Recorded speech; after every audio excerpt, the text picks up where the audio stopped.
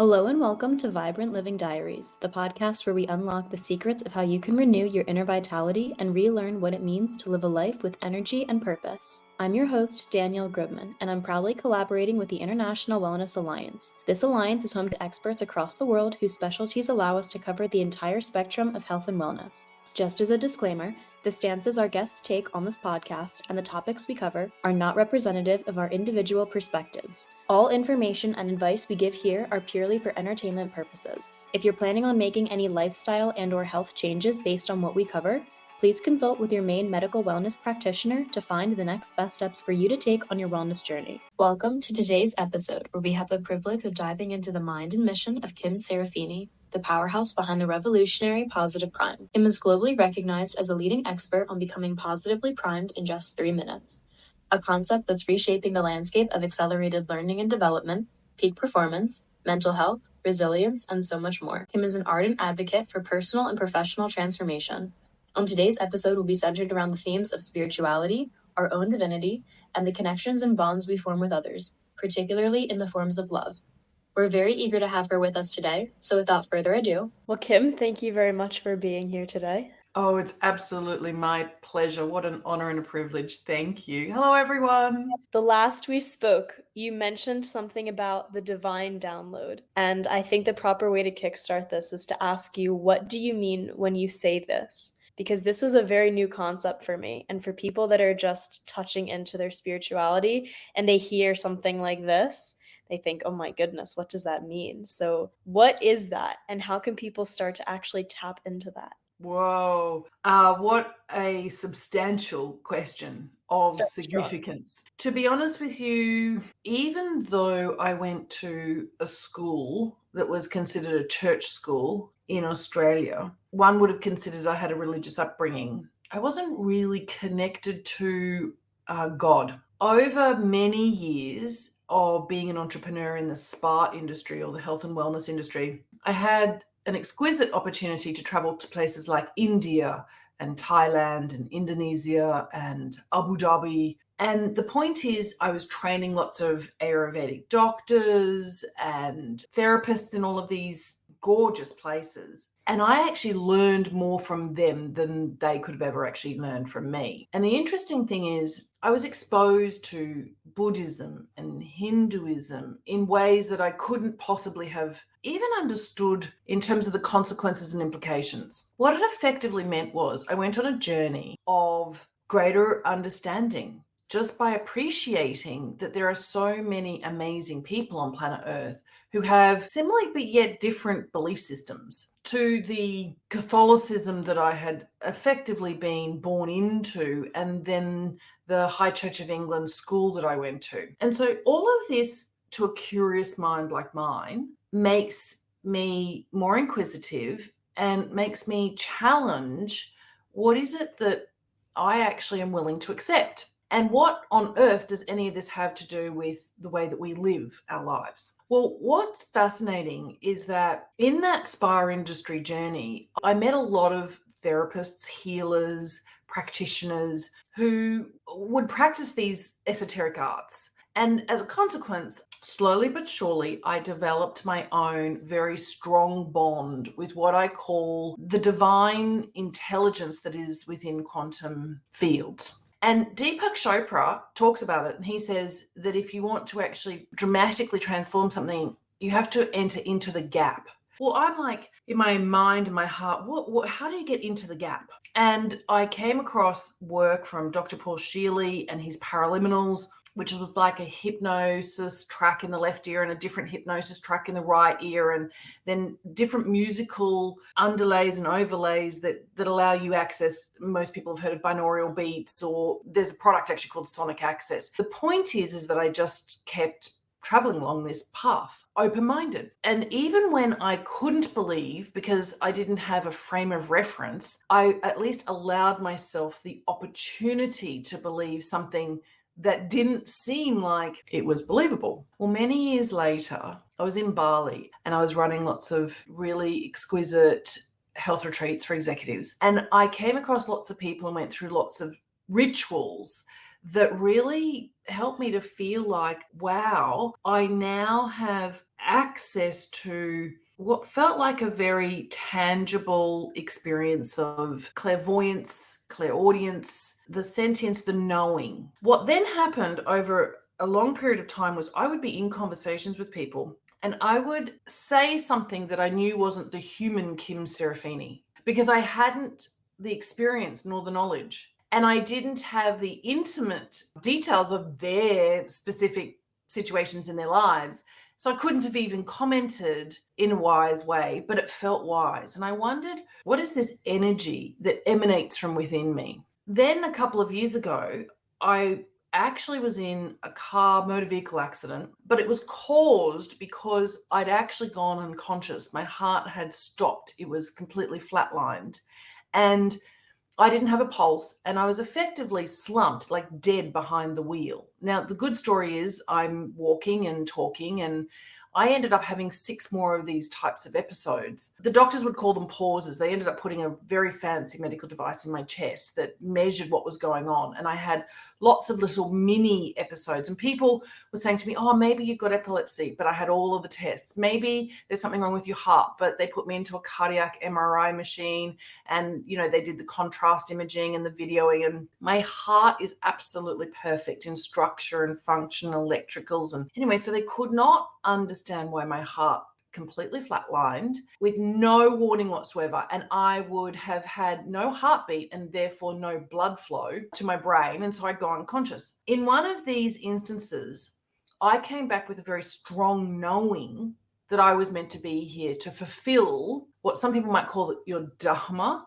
or your ikigai or your purpose, your mission. I came back to the life of living as a human being in physical world in presence. And I'd had this, and I want to describe it as a knowing and messages that were very clear. It was like knowledge I now had, directions, intentions, ideas that had never occurred to me before, but were flowing easily. I'm sure all of you who are listening have had some kind of exposure with the law of attraction or with what the mystics might call row, row, row your boat gently down the stream. Like when you are actually doing what it is that you're meant to be doing here on planet Earth in this lifetime, it's not supposed to be difficult. It's actually supposed to be joyful and cheerful. And I had had a life, an amazing life. I'd been a smart girl. I'd graduated from a fine business school. I'd got incredible opportunities working as a management consultant in the corporate world, and I did fabulous projects in London and New York and so on and so forth. And so I'd been quite blessed and fortunate, but I'd never felt blessed and fortunate in my early years, my 20s, my 30s. And yet what happened was the life force that was flowing through me was guiding me. I was inspired about the present moment and the future, and the doubt was erased. I was making decisions and I was having these results or these outcomes show up that were really creative. I'll give you a little example, but we as humans living in this modern world, I believe we become either too numb to have it impact us, or it doesn't come naturally because we've put up a barrier. We've cut ourselves off from this connection to the divine intelligence. Some people call that God or Jesus. Some people call that Buddha. Some people call that the entities, essences, and energies in trees. It doesn't really matter what you call it. It's how do you feel it? And in this world, we intellectualize everything and we think that we understand because we have this theoretical concept in our life that's playing out, but we don't embody it. Anyway, I'll give you a little example. I happened to reach out to a man by the name of Acore, and he'd been teaching at Harvard, and he was one of the world's leading positive psychologists. And I happened to write him a very simple, short email. And I wrote to him at the moment in his life where he had been traveling the world doing keynote speeches, 50 speeches in 50 countries in 1 year. That's a lot of international travel. That's a lot of time and exhaustion. That's a lot of energy. A very busy man with lots of media interviews, sandwiched between all of these keynote speeches and lots of client meetings to actually organize all of these opportunities for keynote speeches for all of these giant, large international organizations, companies and so forth, associations, etc. Well, Sean emailed me back and it was short and quick and he said, I would really like to talk to you. I happened to talk to him on Skype when there was no such thing as Zoom. And at that moment in time, he was actually filming something with Ariana Huffington and Kobe Bryant, God rest his soul, in New York at Ariana Huffington's penthouse, and Oprah Winfrey was there. Well, we had this incredibly captivating conversation for about half an hour. And he said to me, I've never come across anything like Positive Prime. Will you come and meet me? I'm speaking in Las Vegas and let's have a meeting. And well, I did go to Las Vegas and I did have dinner with him the night before he was doing this speech. And you wouldn't believe it. It was the exact week he had been presented with an opportunity by the Oprah Winfrey Network and Oprah to actually create a Science of Happiness course that she was then licensing or producing and then selling into, say, Google, and Google was buying 50,000 logins so that 50,000 employees could do the Science of Happiness course. And she also wanted to publicly launch it. Well, Sean said to me he had never seen anything that could actually bring about happiness so quickly, and he really understood the science of positive priming. What I'm trying to tell you about this story is that never in a million years could have I been strategic enough, and could have I ever done enough research, could have I ever found myself in the right place at the right time with the right product in the right position and be meeting with the right people to create the right opportunities that would give this beautiful, it was like an uplift. And if you imagine your wings are outstretched and it's like this, air uplift for a magnificent bird. I'd been in this moment, but also having this like observer effect, this very playful exterior observation of me in the situation and the circumstance that I was in. And I had the resources that I needed. And Positive Prime actually does exist inside the 21 Days to Happiness course that Oprah and Sean did create. I'm not smart enough to, as an entrepreneur, to have even made that happen. And lots of entrepreneurs, lots of business people think they need to make something happen, but it's not the way that it works if you are divinely guided. And we can all be divinely guided, not just the special or the unique amongst us or the lucky or the fortunate, but it does take being incredibly open-hearted and open-minded and going on an exploratory adventure into what is spirituality. Can you actually sit here, close your eyes, and can you feel into your heart, and can you actually experience something that is bigger than you, more grand? Can you drop into the graciousness and the humility? It's like, where does your intuition come from? Is it you, the human you, or is it divine intervention that is giving you all that's required to enhance your senses? Is that physical or is that energy? And if it's energy, why isn't that energy polluted by millions of people on the planet who are not being their best, who are stuck in addiction, who are involved in crime, who are participating in war? Because divine intelligence, your ability to be in the quantum field, is greater than all of that. But most of us are either asleep to it or we've cut ourselves off from it. I'd like you to all imagine just for a moment that you can visualize, you can see yourself inside, let's call it a balloon or a bubble, and it's got some helium in it, so you're floating. So imagine yourself up above, wherever it is that you are, and then up above the region. So I would like you to see your life and you and your situation and circumstances from above, and see if you can actually float up even further. I would love for you to go out into space and notice that there's this vast emptiness that holds everything. And that vast emptiness is actually filled with energy that has a divine intelligence that orchestrates everything. It keeps Earth exactly where it needs to keep it in relation to the sun. Now, I want you to imagine that you're actually looking now deep inside your own body, and you actually have the same amount of space between the cells in your body. And all of your cells are actually saturated in what we might call divine intelligence. We need to be aware of it to activate it. That is actually something that I have come to know. You can't necessarily be ignorant to it and or too arrogant to believe it's the human you that is organizing the resources that gives you the advantages and the benefits. In truly celebrating life, there's this truth that everything that makes your life work is more than you. Everything that makes your business work is more than you. Your marriage work is more than you. Your community work is more than you and your contribution. Yes, we've been led to believe that we are important, and we are important, but we are like one grain of sand on the vast beaches that you can imagine in California or Florida or French Polynesia, Tahiti or Australia. We are all naturally oriented towards the radiance. We are inclined to the light in each other. We don't necessarily see the darkness in each other. It's not what comes naturally. It's not what's instinctual to us. There's so much that we just covered. I am so curious to know. You had something stop your heart. Did you ever find out what it was?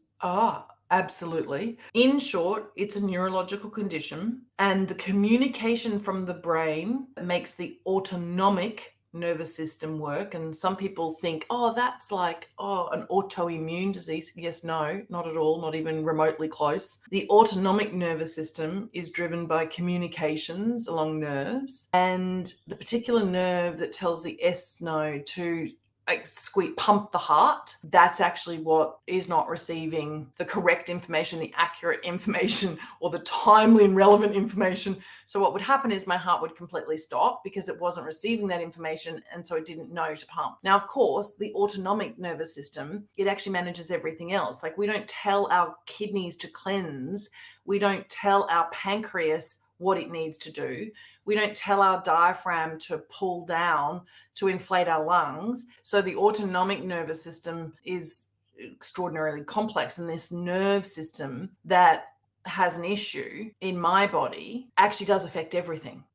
It just so happens there are cardiac pacemakers that can fix the aspect that relates to the heart, but it can't fix the other organs and systems that are impacted by these nerves. So we'd need another couple of hours for me to describe all that I do and all that I learned in the health and wellness world that I applied in my own life.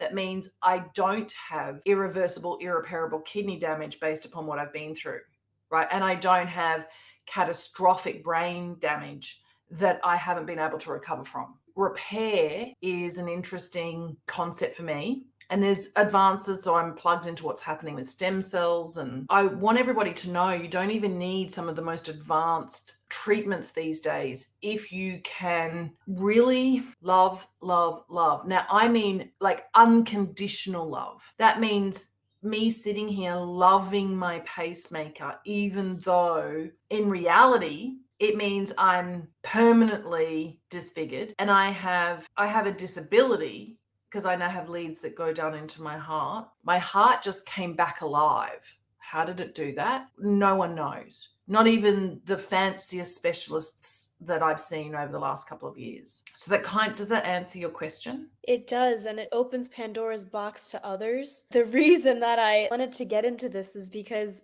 this is so fascinating to me. Because we learned about the sinoatrial node when I was first studying like anatomy and physiology of the heart.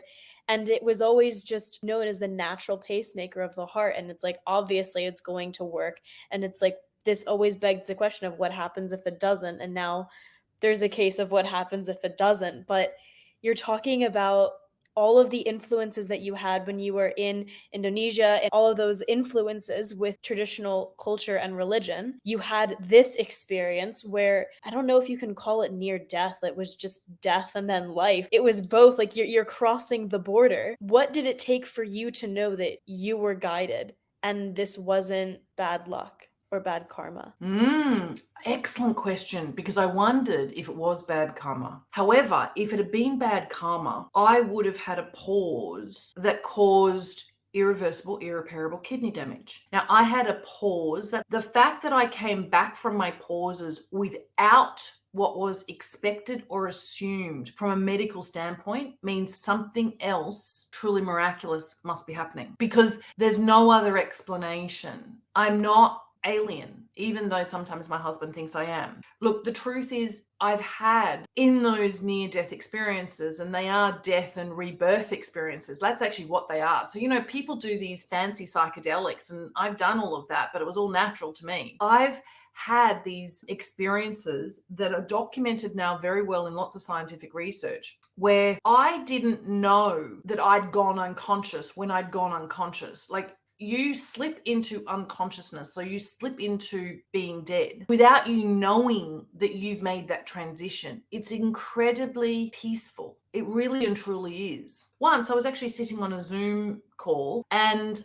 I was having a meeting, and my heart had stopped. Of course, I didn't know it, and neither did the person I was meeting with. And the next thing you know, I've fallen and I've smashed my head on the desk on the way to the floor, and I've fallen off, the chair. And there is blood everywhere because I have completely opened up my head and I've smashed my cheekbone and so forth. And even that didn't hurt. Like, in my unconscious state, I didn't know that I was in pain. I was in bliss, and I was experiencing what happens after you've been paused for long enough, which is more than 10 seconds, by the way. I definitely got to see the flashing of your life before your eyes happens. It really does. But the movie makers, the entertainment executives, don't know how to show. Not only do you see your life from your perspective, you actually are given this incredible viewpoint or perspective from the others. That's a lot of noise, by the way, let's call it in the quantum field. And I now believe that we don't know we've gone, and we keep living this extraordinary life in the beyond. It wasn't until I came back that I knew I'd been gone. It wasn't until once I actually came to with my husband screaming, yelling, shaking, trying to make me come back alive. But, I had no pulse and I'd stopped breathing, of course. What's happening in the physical world, you're not there. But you come back with a knowing that you didn't have before, an appreciation, a wisdom. And interestingly now, I do a lot of energetic healing for people. The irony of it all was that I actually specialized in cardiac rehabilitation. That's hilarious. But actually, I think that some of us who are on the divine path, I think life is hilarious. There are these ironies, and I think it has to be light. What happens when we're taking everything too seriously, including ourselves, we become contracted. The interesting thing from a broaden and build perspective, there's actually a fabulous woman, Dr. Barbara Fredrickson. She created this thing called the broaden and build theory, and she put humans into these MRI machines, and she showed them small, short clips of children laughing and playing by the seaside, and also really horrific clips that cause trauma. And they watched what happened in these brain scans, and then, of course, they tested everybody's blood before and after. She created this thing called the broaden and build theory. And when we are in elevated, expansive states of being, when we're cheerful and joyful and happier, our actual perspective does broaden. We come up with more elegant ideas and solutions to complex problems. It's part of the formula that's built into Positive Prime. Like, when you watch a Positive Prime session, if we've given you a puzzle beforehand that you can't solve, and we give you a puzzle afterwards, you easily solve it quickly. Doctors who are positively primed, and this is research that has been done at Kaiser Permanente hospitals, actually in Florida is where they started this research. They gave doctors really complex situations to solve, and those that had been negatively primed, they could not come to an accurate diagnosis fast enough to save the patient. But doctors who'd been positively primed, they actually came to an accurate diagnosis and faster. The implications of this are far and wide. There's studies being done in financial institutions. Day traders make more profitable trades, literally make very fast decisions that lead to greater prosperity and profitability in stockbroking firms. I mean, when you are in this broaden and build state, your brain is in a state, your brain waves are in a certain pattern. It's called flow. There are experts out there who've coined this term of getting into flow for productivity and performance. Now, What I know is that state is just pure innocence. It's love, but it's love without conditions. It's unconditional love. It's not, I love myself only when I'm slim enough or perfect enough or rich enough or smart enough. It's, I absolutely love myself. I'm so loved no matter whether I do good or bad. Do you know what I mean? Like love is just love. It's not love if you're reliable. It's not love if you're kind. It's love. And this is a perfect 360 back to the fight, flight, freeze, bringing it I to love love. it. So for those of you who are listening, we've actually had a very deep and meaningful conversation before this particular interview where I've shared a little bit more. We are blessed with great background research that informs this kind of conversation, deep, diligent dive into dialogue. That's how I feel. Our research that was about the efficacy of positive prime, like, is it actually healthy for you? Is it good for you? Does it work? Does it say what it's meant to, etc.? Well, we used eye tracking, heart rate variability, EEG, skin conductance, and we had participants in the study who we'd stressed out beforehand. There are, scientific research ways to do this.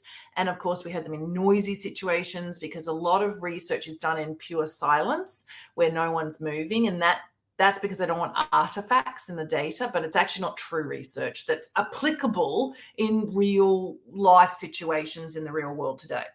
So anyway, we did this particular research. I had suspected, but it's now been proven, but it was like this insight that I had based upon years and years and years of research that I did, reading everything I could that was happening in the fields of positive psychology and neuroscience and wellness and biohacking, and even what creates breakthrough innovation in the blockchain or Web3 projects. And I could go on and on and on. The media has certainly led us to believe that we as humans are behaving badly in society because we're all wired to overreact, because our amygdala has grown too big, where we're all in survival mode, and survival mode has come to mean or be translated into an execution of either fight, flight, or freeze. I know you all know what I'm talking about, right? We all think that modern life is scaring us, and we all think that the survival instinct is why we're being nasty or we're being cruel, hurting others. And then we perpetuate this with sayings like,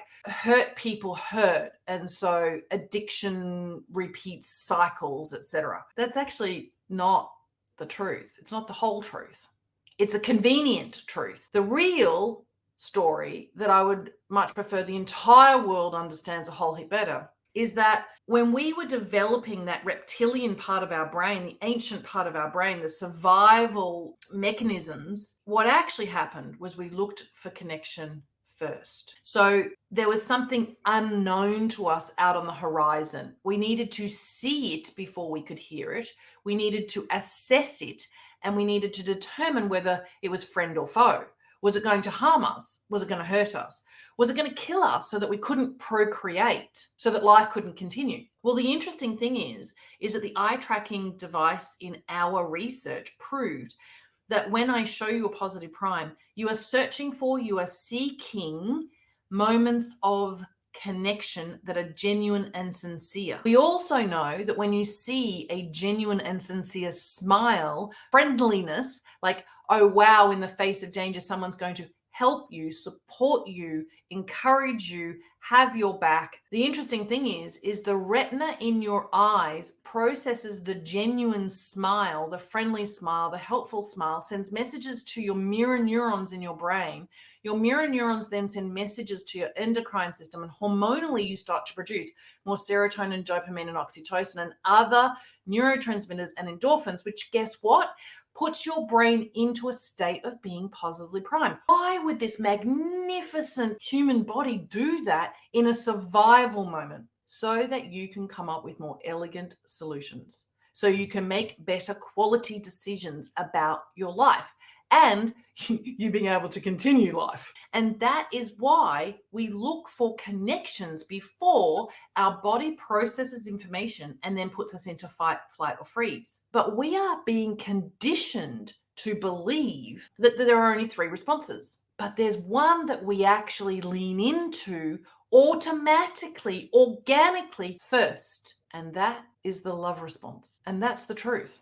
We are looking for much more meaningful and fulfilling and satisfying connections. So, for anyone and everyone who wants to improve their health, who wants to survive something life-threatening, you must have sincere and genuine social connection that has the intention of love and support and help. That's who we are at our core as humans, but we have been conditioned to believe otherwise. And that, I believe, is all of us being divine. When I care about you for my own survival, it's not selfish, it's divine. When I want to see you thrive, you flourish, you have your wishes and dreams transpire, that's love. That gets you into the vibration and frequency for those of you who want to manifest more in your life, whether that's abundance or romance or whatever it is. Touch on that, because that is heavy and a lot. There are so many people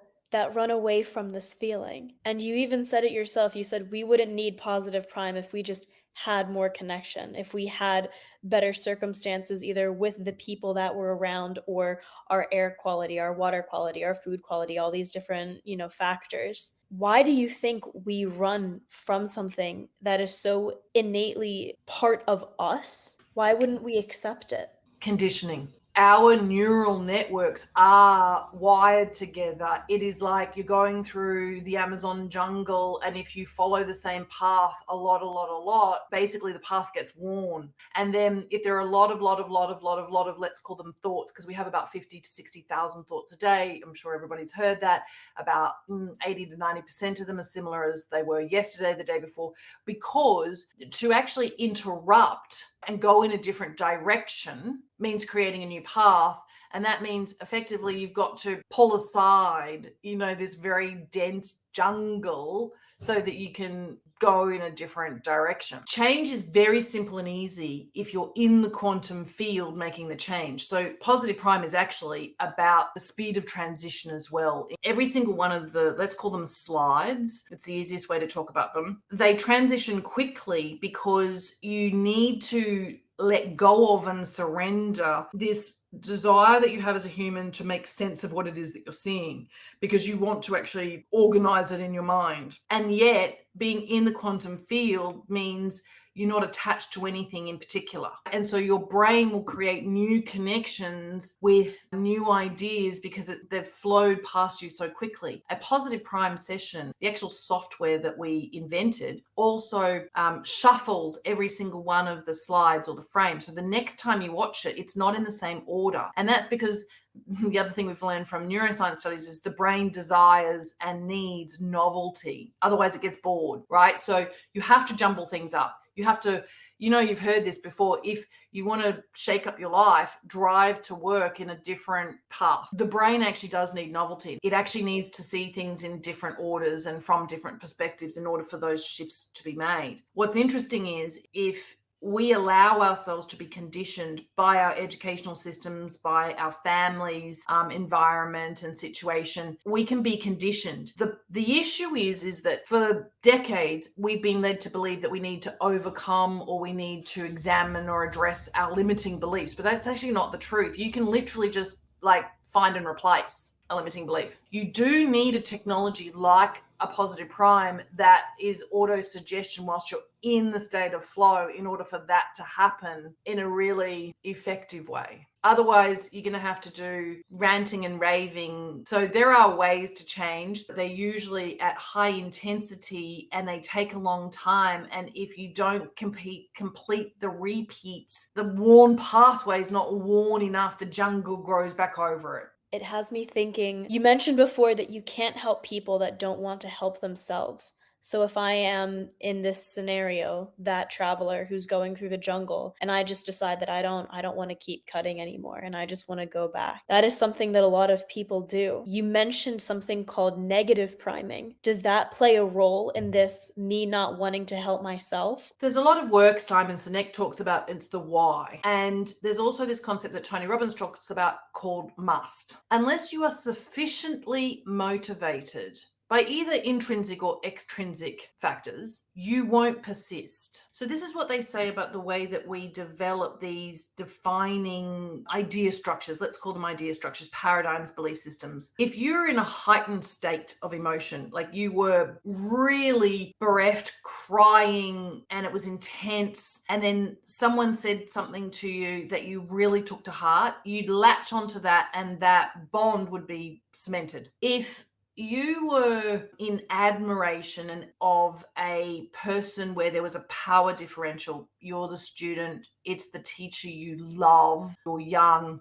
and the teacher says something to you like, you are an extraordinarily remarkable student with capacities that are astonishing, and you had this respect, that would actually be a cemented bond. The reason why you don't continue to chop down the jungle is that you don't have that person who you really respect on the other side calling you through. That's sometimes why people who are of committed faith, I'm sure you've seen the documentaries where there's a culture in South America, they're so fervent and a fatal snake bites the human, but the human doesn't die from the fatal, it's not too poisonous, it's not too venomous, and they survive because they believe that the potion they've drunk gives them some kind of protective barrier. I'm sure you've seen cult kind of documentaries like this. Suffice to say, when we are in heightened states, we do actually have extra powers and extra strengths. And we can either get bonded to something that is empowering and enriching, or we can get bonded to something that is disempowering and damaging. It's actually one of the reasons why children who are traumatized in lots of different ways may have lifelong issues, unless, of course, the healing and the therapy happens and the adult can be driven to an intensity in emotion that can help eradicate what happened in childhood. It takes intensity though. It really does. And it takes safety. The concept of safety is a huge one. The next question that I had was, if you have someone that is negative in your life and they are the teacher and you're the student in this scenario, there's this idea of, I just need to be strong and independent and I should be able to be that own voice on the other side of the jungle calling me. So instead of someone else that I'm bonded to, I need to be bonded to me. And the question is, what is wrong with that? If there's something wrong with that, and is there something to be said about, if you do have someone who is a negative influence in your life, how can you find that positive influence without just jumping from person to person, just hoping for the best? Except that your survival instinct is about connection, right? So we as a species, in fact, all species, needs to procreate, even flowers. So we can't do it in isolation. And that's not the way life is. If we want life to work for us, we also have to really lean into some of those rules about life. Seasons are there for reasons. Whatever we resist persists. I could go into that for another hour. The fact is, if we're not growing, we're in atrophy. It's the same for muscles. If muscles aren't growing, they're in atrophy. There are these polar opposites. There's a continuum, but life is about growth. And if you're not growing, then there's no future. We've been led to believe in some Western societies, and certainly in this modern world, that it's me, and that independence is a state worthy of us pursuing. But some of the greatest philosophers have written about interdependence forever, right? And the reason why some of these universal laws, if that's what you want to call them, or philosophies that have stood this test of time, is because they've stood the test of time, because they're natural laws. What I would say is that a lot of people find themselves in situations that are essentially painful emotionally, physically, financially, spiritually, and that cause them harm. However, in all instances, in some way, shape, or form, it serves them. And usually, to create the strategies and to engage in the activities that lead to healing means that you have to understand what about that old past situation or circumstance or relationship was serving that person. And when you understand that, you then have to have the new normal serve them. Otherwise, we go back to the addictions that we have. I have another huge theory that we don't have time to talk about. And one of them is it's actually a part of the Italian slow movement. And in this day and age, with things like threads and TikToks and the fact that we can read news from all over the world simultaneously exposed to what's going on in so many different places and in so many different realms with respect to so many different subjects and topics, I actually do think that there is a change to the brain that is not in our best interests. And I don't think that we'll understand the consequences and implications of that as a society, as a globe, as a group of people devoted to oneness, even consciousness, for maybe another 5 years. And I'm not sure that the damage won't be irreversible and irreparable. And I think it's going to take the awakening. So there are a lot of consciousness movements, and I'm not necessarily into the traditional consciousness movements, but I do think that the majority of the world needs to understand that love is actually the first response for the survival instinct if we are to survive as a species. And that's probably enough for today. I was going to say, before we go down another rabbit hole, thank you so much for your time and for coming on. And is there anything last that you can say just about Positive Prime that you either want to tell people about, where they can find it, or how they can know if it is actually something that they could benefit from? I am so convinced that Positive Prime is the least expensive intervention available on planet Earth that improves your health and wellness, and is also about mindfulness and meditation and visual hypnosis and manifestation. I created the platform and made it available online via Google Chrome so that people could do it, when they got to work or whatever. It's not really the kind of thing that I designed for people to do on their cell phones. It is the most advanced neurological treatment that you can engage in for the least amount of money